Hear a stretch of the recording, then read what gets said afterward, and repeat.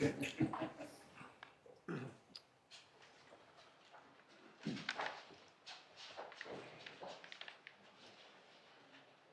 afternoon, everyone. I want to thank President Biden for the tremendous honor of being here today and inviting me once again to the White House. It is my pleasure to be able to talk to you about the crime reductions in Detroit, and I look forward to hearing from my colleagues about their crime reductions as well. In Detroit, collaboration is our strength. It's the biggest reasons for our crime reduction. The support of our Mayor, Mike Duggan, with his leadership on negotiations that gave our officers a $10,000 raise, to the strategies that he deployed post-pandemic, bringing partners to the table to reopen our courts. Many of us saw our courts closed down as a result of COVID. Cases were backlogged, and it was through his leadership and our partnerships that we were able to get our courts back open and work collaboratively to get cases prosecuted. Our U.S. Attorney, Dawn Eisen, has been a tremendous partner to us.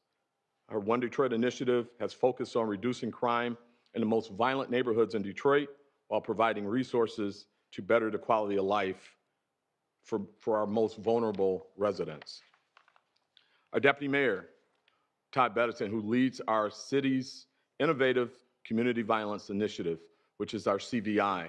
The program is called Shot Stoppers, which is supported by the American Rescue Plan dollars. While early, the CVI has shown promise, and we look forward to seeing the impact that CVI will have accompanied with our strategies on crime to further reduce crime. Our partnerships with our local, state, federal partners, our prosecutor, our Wayne County executive, our sheriff, our judges, our state police, and certainly ATF and FBI. Our American Rescue Plan funds have been a tremendous game changer for Detroit. It's helped us reach these historic lows in crime. We've got an 18% reduction in homicides, our lowest since 1966 last year. A 16% reduction in non-fatal shootings, a 34% reduction in carjackings. Our American Rescue Funds have helped us retrain officers, to develop our training center, to bring state-of-the-art training to our officers, and to build bridges in our community by looking at best practices around the country and deploying those best practices in the city of Detroit. Our investments in crime-fighting tools such as new patrol vehicles dedicated to gun violence, allowing officers to respond to these crimes in progress and oftentimes in less than 5 minutes after receiving the call. Our quality of life issues, blight and abandoned vehicles. We've used our American Rescue Funds to purchase speed signs. We are seeing an uptick in our community with drag racing and drifting and speeding through our neighborhoods, and they have been valuable for us deploying in our communities to help combat those problems. New job opportunities. We've hired a number of different new jobs that allows us to use civilian professionals, analysts, directors that were otherwise being filled by police officers. We're able to put those officers on the street and use those civilian professionals to fill those roles.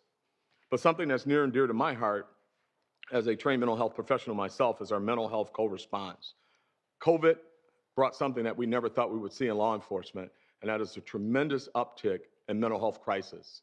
Our mental health co-response, working with trained and licensed mental health professionals, allows us to put a police officer who is trained on the street with an actual mental health professional to aid and assist us in responding to those runs. In addition to that, we have a mental health professional in our 911 dispatch center that's able to give immediate services to those folks when they call in and they're in crisis. City of Detroit handled 14,000 mental health runs in 2023, and we're now looking at approximately 38 runs per day, so we're on track to hit that number again. Our mental health co-response unit works collaboratively with our mental health training center and handling those runs. 2024, we're building on that success, but let me be clear, we are not declaring victory against crime. We still have way too many guns in our community, way too much violent crime in our community, but we're going to continue to work collaboratively with our partners to further reduce crime in 2024. Already, as of yesterday, we are looking at an 18% reduction in homicides for 2024, as opposed to last year this time, 30% reduction in non-fatal shootings, a 47% reduction in carjackings, and we are focused on building on the progress that we've already had. We're going to continue to work in our communities.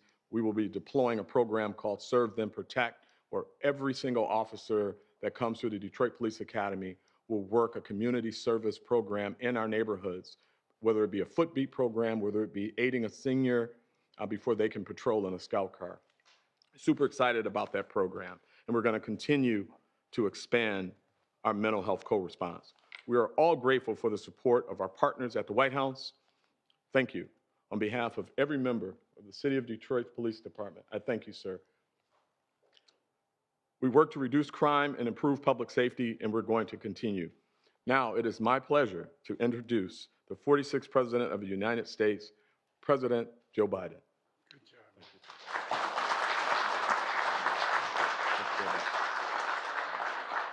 Chief White, thank you for that introduction. And you know, every day you and your fellow officers put on that shield, walk out the door, and your families worry about receiving that phone call. But thank you for your service, and I mean this sincerely, your sacrifice, and sacrifice of that of your families, not just you, your families as well. And thanks to the law enforcement and community leaders here today who have helped bring down violent crime rates in their cities to historic lows. That's right, we're about to talk about what's going to happen now. You know, you just heard from the chief, and the salute these cities are making historic progress here. Last year, the United States had one of the lowest rates of all violent crimes in more than 50 years. Murder, rape, aggravated assault, robbery, all dropped sharply, along with burglary, property crime, and theft. And it matters. As president, public safety and crime reduction is a top priority for my administration and for me, and has been for a long time, back when I was chairman of the Judiciary Committee. You know, since day one, my administration has been working with law enforcement, mayors, and community leaders to do what we know works to keep people and communities safe. As was referenced, during the pandemic, states and cities saw violent crime rising, and their budgets were strained as they faced deep cuts in law enforcement and public safety. But we stepped up, thanks to My American Rescue Plan, which I might note not a single person on the other team voted for. We provided $350 billion that was available to deal with these issues. You know, and the fact is that we find ourselves, we could use this money to keep law enforcement on the beat, communities safe from violence. We invested $15 billion to make their communities safer, and we added billions more in grants to help. The Justice Department invested in law enforcement and community violence interruption programs. Because the American Rescue Plan, we have the largest federal investment in fighting crime and preventing violent crime at any time in our history. And that's a big deal. You know, we know being in law enforcement is harder than ever, but and we expect you to be everything to everybody. That's why we've invested in more crisis responders who work alongside police officers, as the chief said, mental health and social workers who respond to nonviolent crimes as well. More investment in recruiting, retaining, and training officers. More investments in violent prevention to get guns off the street. And on top of that, we're hiring more U.S. attorneys, recruiting more U.S. Marshals, and investing more in technology and training to clear the court backlog, solve murders, and to deal with apprehending violent fugitives. And we're also working hard to ensure bonds of trust between officers and the people you all serve. My budget calls for more officers in the street trained in community policing, walking the beat, working hard hand in hand with community leaders and partners and to gain public trust and advance public safety. Chiefs in this room know that when their communities trust the police, we can solve a hell of a lot more crimes a hell of a lot faster. That's why I signed the historic executive order to advance executive and accountable community policing. And it's very effective so far. You know, and I'm going to continue to call on Congress to pass the George Floyd Policing and Justice, the Justice and Policing Act, so we can make police reform the law of the land. We also made historic investments in proven strategies to interrupt and prevent crime and violence in the first place. These programs use trusted messengers, including people who are in the neighborhood, people who have been incarcerated and released now, people who have been through it, people who know what they're talking about. And we have a track record of reducing violent crime as a consequence of that by 30 to 60% where those programs exist. And finally, my plan goes after the scourge of gun violence in America. I've taken more executive actions to stop the flow of illegal guns than any other administration in history. And we beat the NRA when I signed the most significant gun safety law in nearly 30 years. And we're going to finish the job. We're going to ban assault weapons and high-capacity magazines next time around because it has to be done. I formed the first ever White House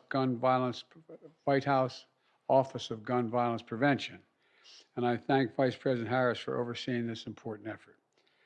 Let me close with this. Our plan's working, but we still have much more to do, as everyone at this table knows. And that's why we're here today. My administration is going to choose progress over politics, and communities across the country are safer as a result of that policy. There is no greater responsibility than to ensure the safety of families, children, communities, and our nation. And with that, I want to turn this over to Neera Tanden, my domestic policy advisor, and we'll get this discussion going, okay? Thank you. Thank you. I would like to invite the press to exit before we start our discussion. Mr. President, how did your physical go, Mr. President? How did your physical go this morning? How was your physical?